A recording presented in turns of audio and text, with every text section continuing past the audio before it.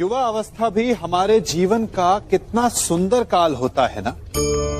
बाहू में बल, मन में कुछ बड़ा कर जाने की चाह, आंखों में भविष्य के सुंदर और कोमल सपने।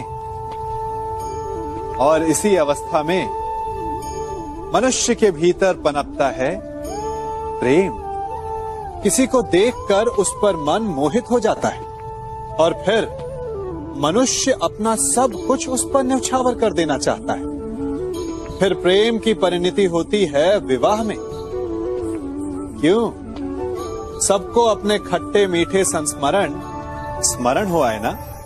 परंतु यहीं से अधिकतर माता पिता और संतान के मध्य विचारों का विरोध प्रारंभ हो जाता है।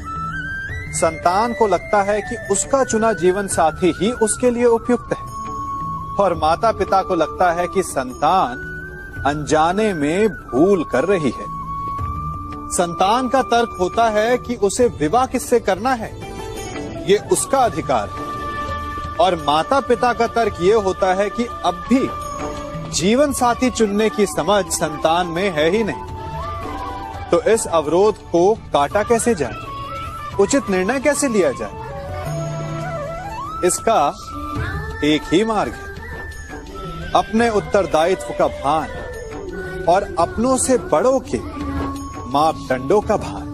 विवाह करने से पूर्व ये जान लेना आवश्यक है कि विवाह केवल अपने प्रेम को पाने का मार्ग नहीं है, अपितु विवाह से जीवन का एक नया द्वार भी खुलता है।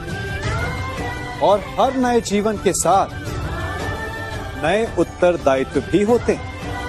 और यदि इन उत्तरदायित्वों को समझकर निर्णय लिया जाए तो विश्वास कीजिए, आपका दाम्पत्य जीवन आनंद से भरा रहेगा और आपको कभी ये पछतावा नहीं होगा कि आपने कोई अनुचित निर्णय लिया।